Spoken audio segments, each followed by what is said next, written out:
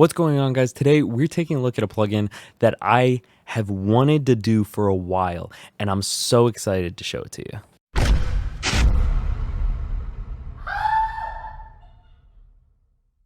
One of my all-time favorite plugins is any 2A emulator. Ever since I started working on like studio related mixing or post-production mixing, it was always hard to discern which compressors I wanted to use, and I at points I was just looking for the simplest one. Now granted, like, I understand them fine now, but early on I was looking for something simple, something easy to do that could really push the sounds that I needed out of my instruments. From that, I found that one of my favorite types of compressors was any 2A emulator. For the longest time, the CLA 2A was my go-to. If you want to check that out, I actually have a review of that I have done in the past. But now I've found one that I think I might like just a little bit more. Back last year around Thanksgiving, Black Friday, this company called Black Rooster Audio had an incredible sale on their plugins, and I just knew I had to grab it. I had been looking at their plugins for a while, really wanting to try them, really wanting to implement them on my mixes,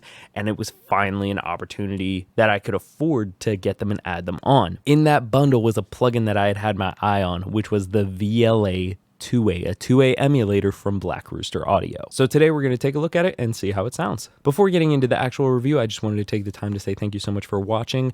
Please leave a like, comment, tell me what you think of the VLA 2A, or tell me about any plugins that you want to see me review, and subscribe. It helps out my channel a lot. So really my only reference of 2As before the VLA 2A was the CLA 2A. So you can see the similarities here. You have the gain on the left, the peak reduction on the right. You have the VU display options on both the in, the gain reduction, and the out. You also have the compressor or limiter options on both, and also an on-off switch on the VLA. On waves, what you have to do is just hit the regular bypass. You don't have an on-off switch, which makes no difference. There's not really like a benefit to having it there, I guess. And then here at the bottom on the CLA 2A, you do have this high frequency and flat knob, which I think it just focuses on like the frequency spectrum that the compressor focuses on. I haven't really messed with it because I've never been put in a scenario where I messed with it and I noticed that much of a difference that was really affecting what I was doing. One thing I like about the VLA 2A is that it starts your peak reduction at 0 versus the CLA 2A. The CLA 2A starts you out around 45 for the peak reduction, and the gain also up at 40. And sometimes if you haven't had a chance to really adjust the gain structure, you can blow that channel up really fast on accident. But you see here, it starts you out at 25 for the gain and 0 for the peak reduction. I really like it on the VLA because I can start at 0 and pull my way into where I want it to be, rather than start at a certain amount of peak reduction and have to go back and forth. I want to start at 0 and work my way up. On this track, I do have two kick mics, kick 1 and kick 2. One of them is a Beta 91A and one is a B52, both from Shure, both great kick mics. I love the combination of the two because it always gives me a nice thick kick sound. For frame of reference, before we really get into the video, I'm going to show you what it sounded like with the two 2As on the track, and then we'll try it with the VLA 2A and see what we get.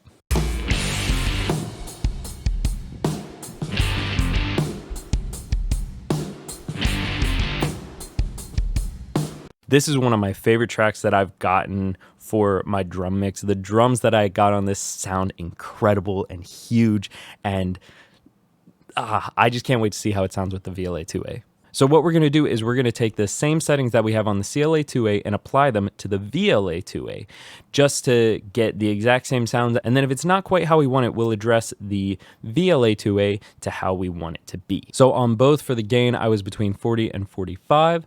And then on the peak reduction, I was between 45 and 50, and then 50 itself. So now to see which one we like more, what we're going to do is solo up the two kick mics, listen to the CLA 2As with these in bypass, and then switch over to the VLAs.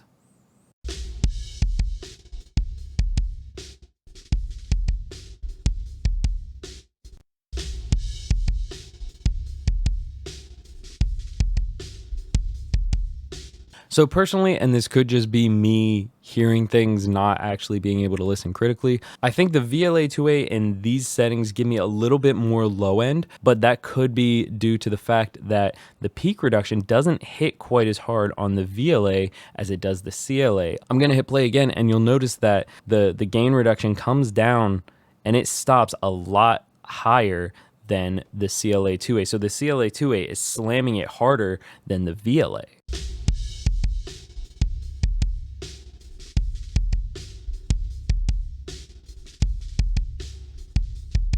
So what I'm going to do is I'm going to up the peak reduction until I can match both of these on the CLA 2A.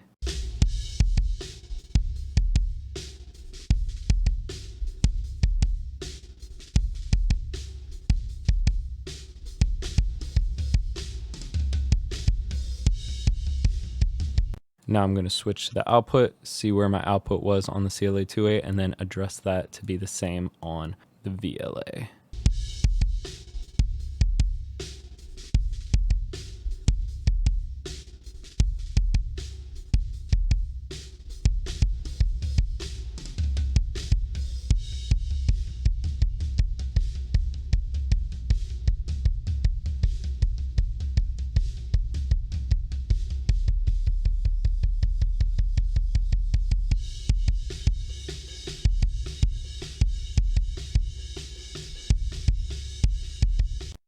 So now after going in depth and watching them side by side, the VLA seems to be a more detail oriented version. Like I can get a lot more specific with my gain and peak reduction than I can with the CLA 2A. One, just because I have more numbers on the meter, so I can actually see more detailed of like, okay, this is stopping at 7 rather than just like having -12, -6, 3, 2, 1.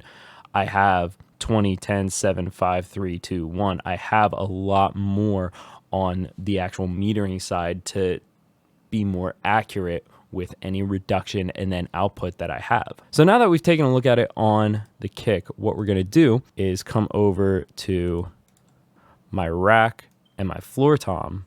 We'll do the rack settings on the top, floor tom on the bottom. And what we're gonna do is do a comparison on these channels as well, even though they will react fairly similarly to what the kick reacted as. We'll solo up the rack and floor tom, and we'll listen to the CLAs first and then the VLAs.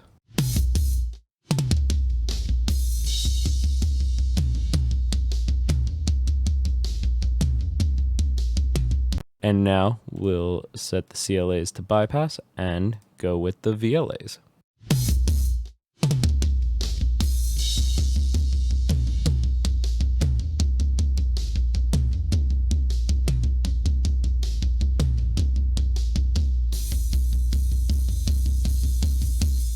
So I'm not quite liking it in the placement of the effect inserts, but there is a saturator that's coming in after the compressor. And earlier I did listen to it with the compressor coming after the saturator instead. Let's see how that sounds.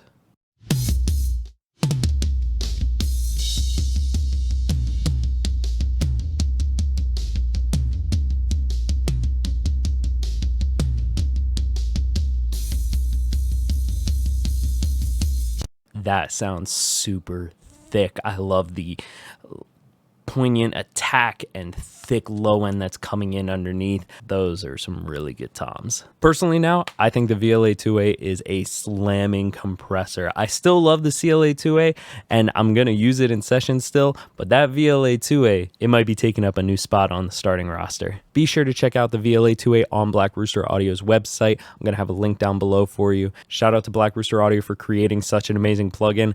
I can't wait to use it on more mixes, and I think it sounds freaking incredible. But thank you guys so much for watching. Please leave a like and comment down below. Tell me what you think of the VLA 2A compared to the CLA 2A. Is there one that you prefer over the other? And be sure to subscribe. I've got a lot more content like this on the way, including original music, covers, and things like that. But thank you so much for watching, and until next Tuesday.